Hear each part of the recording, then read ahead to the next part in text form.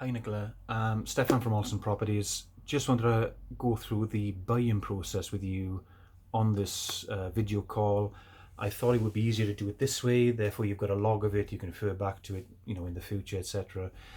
Um, Basically what we do, Nicola, is, if you buy a property with us, we take you through the whole buy-in process. Okay, it's not just we pass you to a lawyer and that's the end of it with us. We follow it through right the way. So every step you go through, we're on the phone to you, we're on emails to you, we're talking you through, right, what's coming next is this, what you need to do is this, you're at this point, what you need to do next is that. Okay, and we're constantly talking to the lawyers, we're constantly talking to yourselves, to take you through the process to make it smooth for you, so there's no real stress from your side other than just carrying out what needs to be done. But let's start from the point of, you found a property, you've negotiated the price, you know what it is, so fine. So what happens next? What happens next is I draft up all the points of the property, all the details are listed out there, agreed sale price, type of apartment, one bed, two bed, three bed, for example, name of the resort, floor, furniture, sold as seen, all those details go into it, and I send it off to you for you to have a look at to say, yeah, that's what we definitely confirmed. We know that's correct. Um, that also goes off to the seller. Seller sends that back as well and confirms, yep, those details are correct. Uh, Once we got those back, we will actually send those on to the lawyer, and the lawyer can then use that as the basis of doing the promissory contract. Okay, now we will introduce you to a lawyer, and like I said, you don't have to use them, you can use anybody you want, but let's take it that the lawyer's there. What the lawyer will do is the lawyer will draft up a promissory contract, which is simple contract. It's a promise to buy the apartment at this price. Okay, that's all it is. It's got the details all in there of the apartment and a few conditions and clauses in there that both cover the buyer and the seller. Okay, and therefore with that's the first part. There's a reservation deposit to pay. It can be paid with the promissory contract or it can be paid before it. Again, it comes down to what you feel comfortable with. And then the lawyer also sends out a power of attorney. The reason he does a power of attorney is simple because if you're in the UK or Europe, it's very, very difficult to get back and forth very quickly there. Therefore, it's easier if the lawyers got full control, able to go in and sign, treat all the documents, sign it off for you, and it's done. It's no hassle for you. Okay, so that's basically why it's done. And just for you to know, it's a two-step process.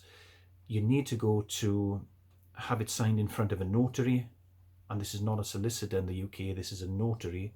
Okay, the notary could be a solicitor as well, but they'd have to have the official notary, registered notary stamp there to say that they are a notary.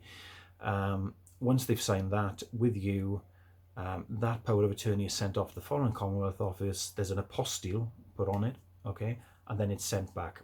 And then from there it can be sent down to Cape Verde. Again, we talk you through this down the line, so there's no problem with it. And basically, from that point of view, your documentation side is done. Okay, so once the power of attorney is done, it's on the way. You've paid your reservation deposit, promissory contract signed. What the lawyer will do then is, a couple of weeks later, they'll ask you for the balance of the completion money ready for completion. The lawyer will run all the checks and searches that they do. Okay, so they'll be checking that there's no debts on there, that there's no either mortgage debt, there's no utility debt, there's no condominium fees owing on it, there's no other charges that perhaps you won't know on there. And that's basically what the lawyer's job is, to go through those, check them all, make sure everything's paid up by the seller. Okay, and usually what the lawyers do, they actually call the seller to pay everything up in advance, or they'll hold one part of the sale proceeds there, and they'll hold those to pay any, perhaps they might owe perhaps £200 of annual tax, council tax, and so the lawyer will just hold that one side.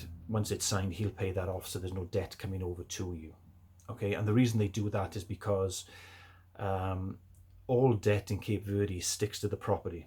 Okay, it doesn't stick to the person. Like in the UK, if you don't pay something, you've got something attached to you. It goes against your finance. But in Cape Verde, it sticks to the property. So if they don't pay a utility bill of €100 and it's signed for and it's not cleared, that then comes over to yourself as an owner. So that's why all those checks are done. But in a nutshell, once they've done all the checks, they've got the full balance there, they just book the notary date and go in and sign for it. Okay, and it's done. It's as simple as that. So we would notify you, obviously, right, the notary date is coming up. Then they'll sign. We'd probably get a phone call or a text message back, and we'd relay that back to you. And then officially they would come back then perhaps 24 hours later and let you know that it was signed. Now the title deeds do not come out, or at least the full title deeds don't come out for 12 weeks. Okay, they do get a snapshot of the deeds that come out of the notary within 5 days, and you can request that just to, as a proof of that they've signed for it.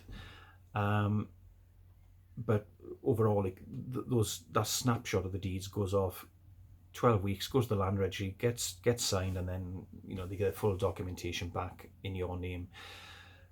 But you own it from the moment they sign. The pen touches the paper, it's owned in your name. It's no longer the seller's apartment. It's yours, and it's yours in law, and there's nothing else that anybody can do at that point. So even though there's a 12-week wait to get your paperwork for the deeds, it is yours from that point. The pen touches the paper, and it's basically as simple as that. So while I'm on the subject of that, I'll just touch on it. How secure is it to buy there? In terms of a system, it is secure. I mean, I've purchased in Spain, I've purchased in the Canaries, and down in Cape Verde. I'd say the Cape Verde system is probably more secure than both Spain and the Canaries. Okay, those are very, very similar systems, but the process is a lot easier. And Cape Verde, as of 2018, had a new land registry system put in place, American funded, and it simplified the whole system. So in the past, we used to have 4 documents that represented the property, and there was always a chance that the seller would lose one of those, and then you'd have to, like pulling teeth, going into the town hall, getting this document back, etc., etc. That's all gone. It's now one document. The land registry search is very, very simple and quick. So in a nutshell, it's become far more secure than probably most parts of Europe. The question that everybody asks is, can my property be taken away by the government, which is what seems to happen in Spain and has happened in Spain quite a lot.